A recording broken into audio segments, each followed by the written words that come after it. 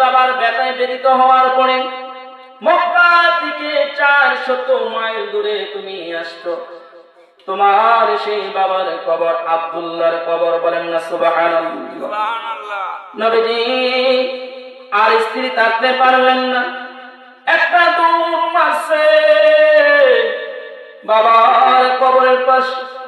বাবার কবরের মধ্যে গিয়া নবীজি পড়ে গেছে, মাথার কাছে গিয়া নবীজি মাটির মধ্যে চুম্বন, পেটের মধ্যে দেয়, পেটের মধ্যে দেয়, মাটির উপরে যে কবরের যে জায়গাটা, পাওয়ার মধ্যে দেয়, পার মধ্যে গিয়া দেয়। শিশুকালে নবীজি 6 বছর বয়সে বাবার ব্যথা কে বলবে। এর কৈশাখালী গ্রামের মানুষ, আজকে যার বাবা আছে, যার বাবা আছে, বাবা একটা জিনিস না খাইয়া সন্তানকে খাওয়ায়, কথা ঠিক কিনা বলে? বাবা ভালো একটা কাপড় পরে না, ভালো একটা জুতা ব্যবহার করে না, ভালো একটা লুঙ্গি ব্যবহার করে না, ভালো একটা শার্ট পাঞ্জাবি ব্যবহার করে না, বাবা ভালো একটা টুপি ব্যবহার করে না। বাবা অনেক কিছু খাইবার মন চাই, ভালো কিছু খাবার বাবার পেটের মধ্যে মুখের মধ্যে দিতে পারে না। একটাই মাত্র কারণ, তার সন্তানের চিন্তা, মা বউয়ের চিন্তা। যদি তার ভিতরে মরার ভয় থাকে, তাহলে স্ত্রীর চিন্তা করে, সন্তানের চিন্তা করে, মেয়ের চিন্তা করে, তার মায়ের চিন্তা করে, তার বাবার চিন্তা করে। ওই বাবারা পেটের মধ্যে মুখের মধ্যে ভালো খাবার দিয়ে, কথা ঠিক কিনা? বাবার আমার ভাইয়ের, আমার বন্ধুরা আমার খেয়াল করেন, এই এলাকার যুবকেরা শুনরে, আমার নবী শিশুকালে মায়ের গর্ভের ভিতরে যখন ছিলেন, 1 থেকে 1.5-2 মাস মায়ের প্রেগনেন্ট যখন ছিল, পেটের মধ্যে ছিলেন, ওই মুহূর্তে বাবা সিরিয়ার পথে ব্যবসার ক্ষেত্রে আসার পথে মারা যায়। বাবা নবীজি ওই সময় পৃথিবীতে আসেন। 2 মাস পরে নবীজি যখন 10 মাস 10 দিন পরে পৃথিবীতে আসছে, আসার পরে বাবার চেহারা দেখেন, বাবার ব্যথা, বাবার মায়া কেমন, আদর কেমন বুঝে নাই। কবরের পাশে দাঁড়াইয়া কবরের মধ্যে ঘোরাঘুরি করে, যেন তাফসীরের ভিতরে আসছে, ঘটনার মধ্যে যেন আসছে, আব্দুল্লাহ যেন কবরের ভিতর থেকে বেরিয়ে যাবে। আব্দুল্লাহ যেন বলতেছে, আমি কবরের মাটিকে সরাইয়া বেরিয়ে যাই, আল্লাহর বিধান নাই। ঈসা আলাইহিস সালামের জামানায় কুম বিইذনিল্লাহ বললে কবরের ভিতর থেকে মরা মানুষ জিন্দা হয়ে যেত, কথা ঠিক কিনা বলেন? ওই বিধান তো নাই। নবীজি কান্দে, আব্দুল্লাহ যেন কবরের ভিতর থেকে কান্দে, কানতেছে আর এলহামাসে, বন্ধু গো, ও বন্ধু, এইভাবে যদি তোমার মতো, তোমার কোন উম্মতি, যদি তোমার কোন উম্মতি তোমার মতো এইভাবে ঘোরাঘুরি করে, বাবার কবরের পাশে দাঁড়াইয়া, বাবার কবরের মধ্যে হাত দিয়া, বাবার কবরের মধ্যে শুইয়া, বাবার কবরের মধ্যে মাটিগুলো হাতাইয়া, মসজিদের ভিতরে বসে বিভিন্ন আনাচে কানাচে যেখানে কোরআন হাদিসের মাহফিলগুলো হয়, যেখানে কোরআন হাদিসের কথাগুলো বলা হয়, ও বন্ধু, তোমার উম্মতি যদি এইভাবে বাবার ব্যথায় ব্যথিত হইয়া যদি কান্দে, রব্বির হামহুমা কামা রব্বায়ানি সগীরা, বন্ধু গো কথা দিলাম, এইভাবে যদি কান্নাকাটি করে যদি বাবা আমার জন্য দোয়া করে, ও বন্ধু কথা দিলাম, তোমার উম্মতি যদি এইভাবে কান্দে, ওই উম্মতির বাবার কবরের আযাব আমি চিরতরে মাফ করে দেব, বলেন সুবহানাল্লাহ। নবীজি এখান থেকে ব্যথায় ব্যথিত হওয়ার পরে এবার ওইখান থেকে তারা মদিনায় গেলেন। মদিনায় গিয়ে তাফসীরের ভিতরে আছে 15 দিন দিন 20 দিন তারা মদিনায় অবস্থান বা 1 মাস তারা মদিনায় অবস্থান করলেন। মদিনা তো নবীর নানার দেশ, কথা ঠিক কিনা বলেন? জুড়ে বলেন কথা ঠিক কিনা? মদিনায় গিয়ে নবীজি শিশুকালে মায়ের সাথে মেহমানদারি নানার বাড়িতে অবস্থান করতেছে। এই দিক দিয়ে যখন 15 দিন 20 দিন 25 দিন 1 মাস সময় পার হয়ে গেল, এবার তারা মক্কার দিকে রওনা হয়ে গেল। মক্কার দিকে রওনা হয়ে যাওয়ার পরে মদিনা আর মক্কার মাঝামাঝি 4 কিলোমিটার জায়গা, মক্কা থেকে 4 কিলোমিটার রাস্তা। খেয়াল করেন, আবওয়া নামক স্থান জায়গা, যেখানে আসার পরে মা আমেনা উম্মে দাসীকে বলতেছে, রে উম্মে আইমান শোনো, আমি আমেনা আর একটা কাজ সামনে যাইতে পারবো না, উঠের পিঠের মধ্যে আমি আর বসতে পারবো না, আমার তাড়াতাড়ি ধরে নিচে নামাও। আল্লাহু আকবার। শিশুকালে নবীজি মা হারা, পৃথিবীতে আসার আগে বাবা হারা, আবার পৃথিবীতে আসার পরে 6 বছর বয়সে মা হারা। এই কৈশাখালী গ্রামের মানুষ শুনো, যার বাবা নাই, যার মা নাই, তার মতো হতভাগা এই পৃথিবীতে আর কেউ নাই, কথা ঠিক কিনা বলে? 97 সালে আমি বাবা হারাইছি। আমি যখন বাবা হারাইয়া যখন মাদ্রাসায় যাই, আমার মা আমাকে বলে, বাবা তোমারে আলেম দেখতে চাই, আলেম বানাতে চাই। কত আলেমরা স্টেজে উঠে উঠে ওয়াজ করেন, কত আলেমরা কোরআনের বয়ান করে, মসজিদে ইমামতি করে, নামাজ পড়ায়, কোরআনের হক কথাগুলো বলে। এই ইমরান আনসারী, আমিও তোমাকে দেখতে চাই, ওয়াজের মাঠে মাঠে স্টেজে উঠে উঠে তুমি ওয়াজ করবা। আমি মা দেখবো, আশেপাশের মারা দেখবে, চাচারা দেখবে, বাবারা দেখবে, তারা যখন দেখে দেখে তারা যখন তোমার একটু খেয়াল করবে রে, তোমার জীবন বাস্তব কাহিনী যখন তুমি বলবা, এই জীবন বাস্তব কাহিনী পর্যবেক্ষণ করার জন্য আজকে 2025 সালের ডিসেম্বর মাস শেষ, আজকের 1 তারিখ, এই মাসটা শেষ হয়ে গেলে 26 সাল শুরু হয়ে যাবে। আপনার একটা ছেলেকে যদি মাদ্রাসায়, একটা মেয়েকে যদি মাদ্রাসায় পড়াতে পারেন, আমি হাফেজ কারি ইমরান আনসারী বলি না, আমাকে যেভাবে আল্লাহ তাআলা মাঠে ঘাটে বিভিন্ন আনাচে কানাচে, বাংলাদেশে আনাচে কানাচে আমাকে যেভাবে নেয়, আপনার ছেলেকেও আল্লাহ তাআলা এইভাবে আনাচে কানাচো এভাবে মানুষের সামনে কোরআনের হাদিসের হক কথাগুলো বলতে পারবে, কথা কি কিনা? বাবারা আমার, ভাইয়েরা আমার, খেয়াল করে এবার মক্কার ভিতরে 4 কিলোমিটার মাঝামাঝি মক্কার ভিতরে চলে যাবে, মাঝামাঝি আবওয়া নামক স্থানে মা আমেনাকে পুরা উটের পৃষ্ঠ থেকে নিচে নামানো হয়েছে। মা আমেনা বলতেছে, এ আব্দুল মুত্তালিব বাবা শুনেন, এ উম্মে আইমান দাসী শুনো, আমি আমেনা মনে হয় আর টিকবো না, থাকবো না, নবীজির কলিজা মানে না, ব্যথায় ছটফট করতেছে, বাবার ব্যথায় তো নবীজির জান যায় আর আয়, আবার এই দিক দিয়া মা শেষ বিদায়ের সময় কেমন ব্যথায় ব্যথিত নবী। এই নবী কত কষ্ট করে দিনকে প্রতিষ্ঠিত করে দিয়েছে, নামাজের জন্য মার খেয়েছে, রোজার জন্য মার খেয়েছেন, কালিমার দাওয়াত দিতে গিয়ে মার খেয়েছেন, কথা ঠিক কিনা বলেন? ঠিক। আচ্ছা জোরে কোন কথা ঠিক কিনা? ঠিক। কত মার খেয়েছে, রক্তাক্ত হয়েছে, তারপরও নবীজি বাতের সাথে আপোষ করে নাই, কথা ঠিক কিনা? ওহুদের ময়দানে রক্ত জড়ালে তীর টাইমের জন্য, পাথর বুকে ও ফোটালে ফুল, মনুষ্য জাতি ছিল শূন্য। ওহুদের ময়দানে রক্ত জড়ালে তীর টাইমের জন্য, পাথর বুকে ও ফোটালে ফুল, মনুষ্য জাতি ছিল শূন্য।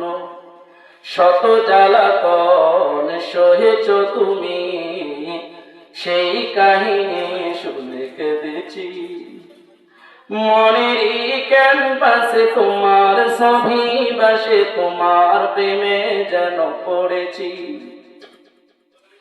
ধারে ধারে ঘুরে খোদার বাণী পৌঁছে দিয়েছ দিন রাত, চিনল না তোমার পায়ের বাসি, করলো যে শুধু আঘাত।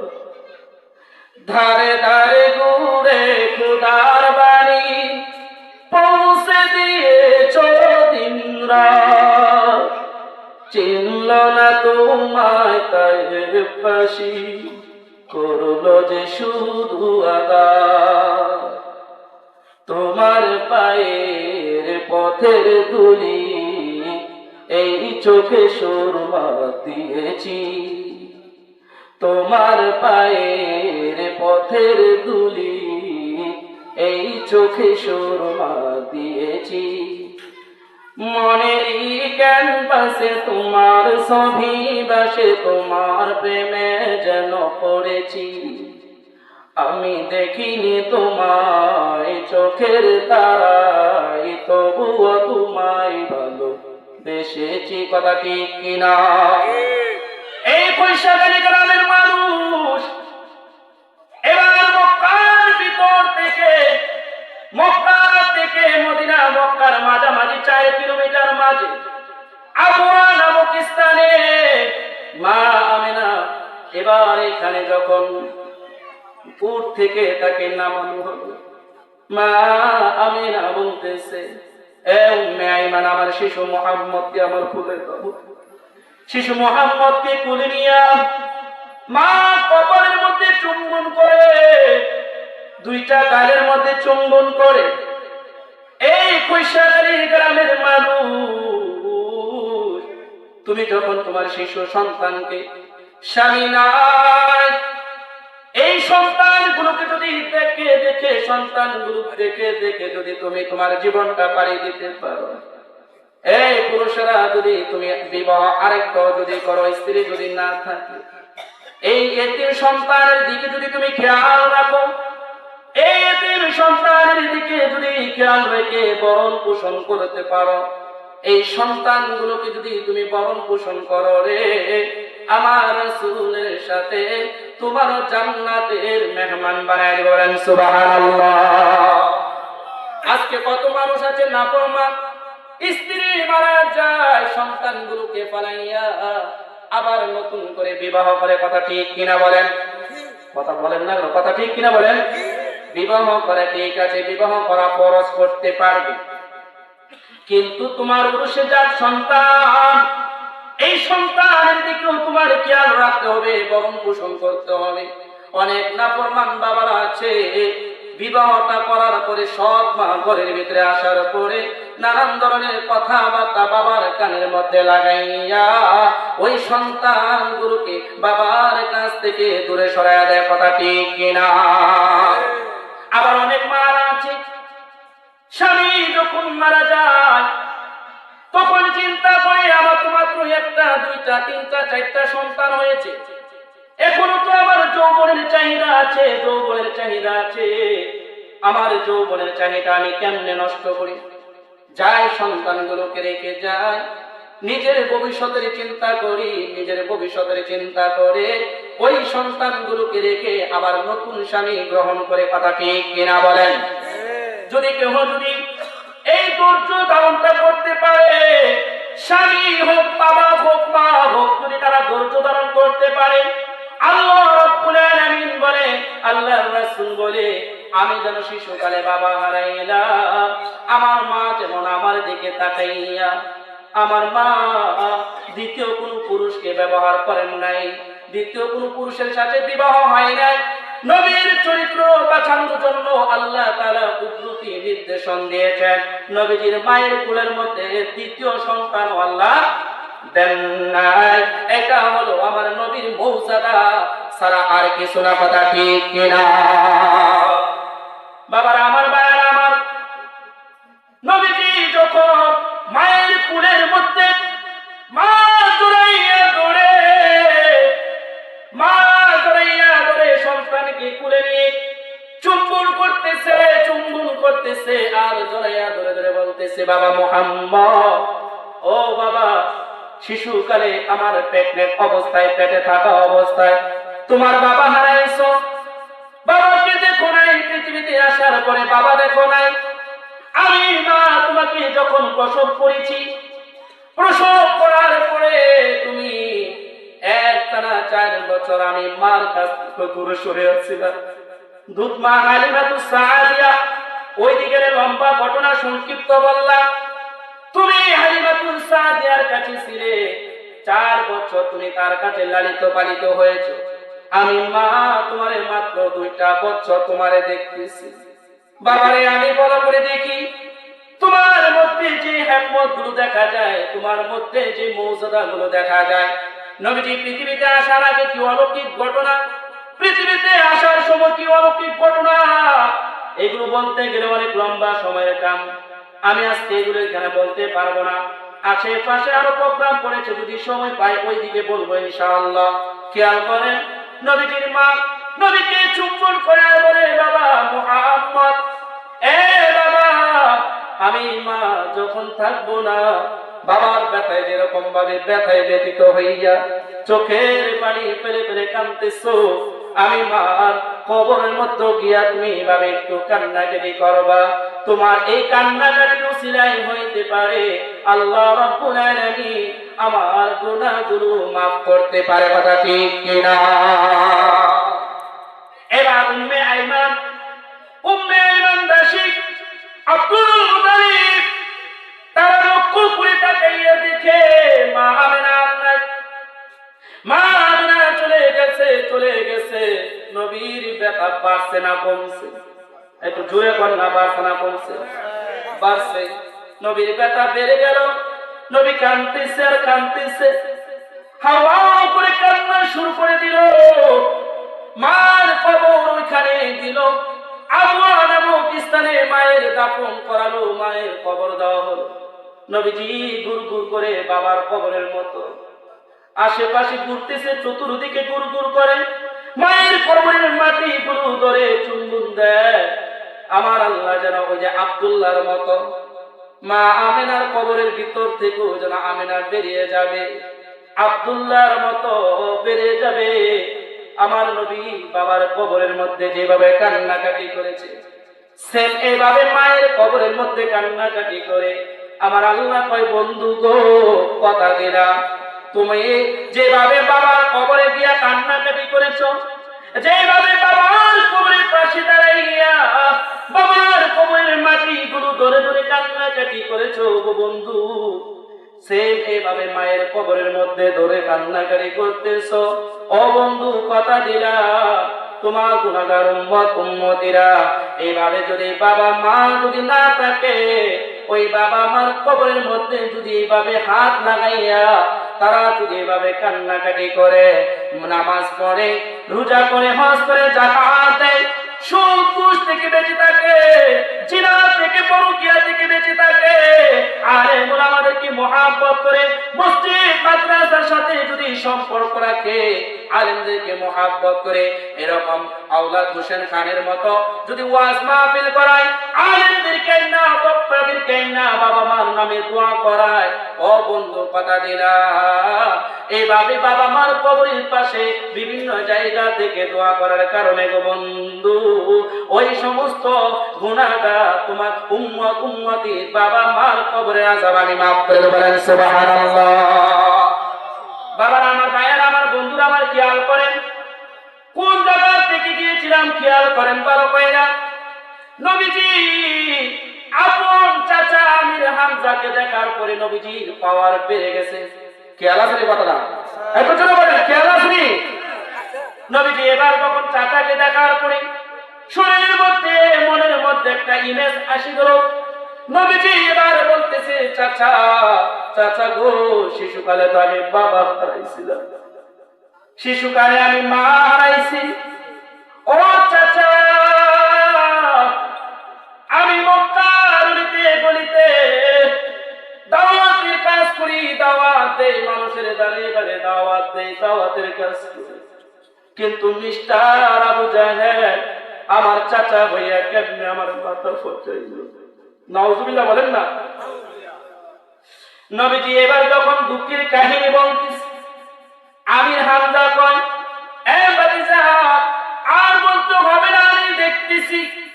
এই কথা বলতে দেরি, চট করে এইখান থেকে একটা লাফ দিয়ে উঠে গেল, দৌড়াইয়া আবু জাহেল, মিস্টার আবু জাহেল মার্কার বাড়িতে। আবু জাহেলের ঘরের দরজার সামনে গিয়া নক দেয়। আবু জাহেল, আসেননি আপনি? আবু জাহেল আমির হামজার কণ্ঠ পাওয়ার পরে থর থর করে কাঁপা শুরু করে দিয়েছে। আল্লাহু আকবার! চিন্তা করছেন, আমির হামজা আওয়াজ পাওয়ার পরে এবার মিস্টার আবু জাহেল থর থর করে কাঁপা শুরু করে। তা আবু জাহেলের লগত কিছু সঙ্গ পঙ্গরতা নেতা খেতা বেতা বইতা থাকে, তাও না কি? আপনারা কি ভয় পান? থাকে না? বর্তমান জামানায় কিছু নেতা খেতা নেতা ইতার লগে থানি, জোরে কোন থানি? হ্যাঁ, এগুলি এনেই তার আর কবরে যাওয়া মাত্র আপনার বাড়ি ছাড়ার কিছু না, যদি তার মধ্যে নবীর সুন্নত ইত্তিবা না থাকে। কথা ঠিক কিনা বলেন? এবার আবু জাহেল আমির হামজার আওয়াজ পাওয়ার পরে থরথর করে কাঁপা শুরু করল। বলতেছে, কে তুমি? বলতেছে লগের যে সঙ্গপঙ্গরা আছে এরা বলতেছে, আবু জাহেল আপনি যদি বলেন তাহলে আমরা আগেই প্রস্তুতি নিব। আমির হামজাকে আমি যতটুকু চিনি তোমরা ছড়া কম চিনো না। আল্লাহু আকবার বলেন না। আমির হামজাকে তোমরা চিনো না, আমি চিনি আমির হামজাকে কত পাওয়ারফুল। তা ইসলামের জন্য বর্তমান 2025 সালে এমন হকপন্থী আমাদের মাতার তার শিরোমণি আল্লামা মামুনুল হক সাহেব, শাইখুল হাদিস ইবনে শাইখুল হাদিস রাহমাতুল্লাহ আলাইহির সন্তান যদি আজকে বাংলার জমিনে এই কোরআনের হক কথা বলার জন্য আমাদেরকে মাঠে ঘাটে ডাকে, আমরা কি সারা দিব না দিতাম না? দেব। বলেন না দিব নাকি? দেব। আল্লাহু আকবার স্লোগান দিয়ে দিব। কথা ঠিক কিনা বলেন? এইভাবে 2025 সালে আর 1,500 বছর আগে আমার নবী স্লোগানে আমির হামজা কখনো মুসলমান হয় নাই। তখন আমির হামজা নবীজির এই ভালোবাসা দেখাইয়া নবীকে আবু জাহেলকে মাথা ফাটাইছে, সাথে সাথে ফাটাইছে। বলেন না সুবহানাল্লাহ। আবু জাহেল বাড়িতে আসেননি। এবার আমির হামজা বলার পরে আবু জাহেল কয়, আসি আমি। ঘরের দরজাটা খুলেন। ঘরের দরজাটা খুলল। খোলার পরে গিয়া দাঁড়াইয়া বলতেছে, আবু জাহেল, আবুল হাকাম, তুমি নাকি আমার ভাতিজা মুহাম্মদকে মাথা ফাটাইছো? হ্যাঁ পাঠাইছি। কেন পাঠাইছো? বাপ দাদার ধর্মের মধ্যে চুনকালি দেয়। এই কথা বলতে দেরি রে আমির হামজা হাতের তরবারি নিয়ে সাথে সাথে আবু জাহেলের মাথাটা পেটে ফেললেন। বলেন সুবহানাল্লাহ। আবু জাহেলের সাথে যে সঙ্গ পঙ্গরা ছিল এরা বলতেছে, এ আবুল হাকাম, আপনি যদি আমাদেরকে বলেন তাহলে আমরা বাধা দেই। আমির হামজার বাধা দেওয়ার জন্য আবু জাহেল বলতেছে, তার সঙ্গ পঙ্গরা বলে, আবু জাহেল বলে, ও আমার সঙ্গ পঙ্গরা শোনো, আমার ভাতিজা কে আমি মাথা পাঠাইছি বাপ দাদাদের ধর্ম চুনকালি দেওয়ার কারণে, কিন্তু আমির হামজা আমার মাথা পাঠাইছে আমির হামজার সামনে তোমরা ক্ষমতা নাই কথা বলার মতো। কথা ঠিক কিনা? এবার আমির হামজা এখানে ওপেনলি বলতেছে, মক্কার গলিতে কার এত বড় সাহস, কার এত বড় ক্ষমতা আছে আমি আমির হামজার সামনে এসে দাঁড়াও? আল্লাহু আকবার। কার এত বড় কলিজার টুকরা দেখাও আমাকে। আমি আমির হামজা হাতের মধ্যে তরবারি নিয়ে বলতেছি, এতদিন আমার ভাতিজার ধর্মকে আমি বিশ্বাস করি নাই, কিন্তু আমার ভাতিজার বিরুদ্ধে করি নাই। আজকে এই মুহূর্তে আমি বলতেছি, কার বাবার কলিজার টুকরা সন্তান আছে আমি আমির হামজার সামনে আসো। মাকে যদি সন্তান হারা করতে চাও আসো আমার সামনে, স্ত্রীকে যদি বিধবা করতে চাও আসো আমার সামনে, সন্তানগুলোকে যদি এতিম হারা, সন্তানকে যদি বাবা হারা করতে চাও আসো আমার সামনে। ওপেনলি চ্যালেঞ্জের মোকাবেলা করে বললাম, আমি হামজা এখন এই মুহূর্তে আমার নবীজি আমার ভাতিজা মুহাম্মদ সাল্লাল্লাহু আলাইহি সাল্লামের কালিমা শাহাদাত করলাম, আশহাদু আল্লা ইলাহা ইল্লাল্লাহু ওয়াহদাহু লা শারীকা লাহু ওয়া আশহাদু আন্না মুহাম্মাদান আবদুহু ওয়া রাসূলুহু। আল্লাহু আকবার। ভাইরা আমার, বন্ধুরা আমার, শেষ প্রধান বক্তা চলে আসতেছে। এই জন্য বলি, আমি হামজা যখন কালিমার দাওয়াত যখন গ্রহণ করলেন, গ্রহণ করার পরে মক্কার ভিতরে ইসলামের মেরুদণ্ড, ইসলামের কালিমার দাওয়াত, কোরআনের হক কথা, কোরআনের হক প্রতিষ্ঠিত যারা মেনেছে চলেছে তারাই সাহাবী নামে পরিচিত হয়েছিল। কথা ঠিক কিনা? ভাইরা আমার, বন্ধুরা আমার, শেষ আল্লাহ এই আয়াতের মধ্যে এটাই বলে, কুল ইন কুনতুম তুহিব্বুনাল্লাহ ফাত্তাবিউনি ইউহিব্বুকুমুল্লাহ ওয়া ইয়াগফির লাকুম যুনুবাকুম ওয়াল্লাহু গফুরুর রহিম। হে নবী, আপনি আপনার গুনাহগার উম্মতদেরকে জানিয়ে দেন, তারা যদি আমি আল্লাহকে ভালোবাসতে চায়, আগে যেন আপনি রাসূলকে ভালোবাসে, আপনি রাসূলের ইত্তিবা করে, আপনি রাসূলের সুন্নাতের অনুসরণ অনুকরণ করে, যদি আপনার সুন্নাতের অনুসরণ ইত্তিবা অনুকরণ করে, ফাত্তাবিউনি ইউহিব্বুকুমুল্লাহ, আমি আল্লাহ তাআলা তাদেরকে ভালোবাসবো, ওয়া ইয়াগফিরু লাকুম যুনুবাকুম আল্লাহু গফুরুর রহিম। তারা পাহাড় পরিমাণ যা গুনাহগুলো করবে, সমস্ত গুনাহগুলো আমি আল্লাহ তাআলা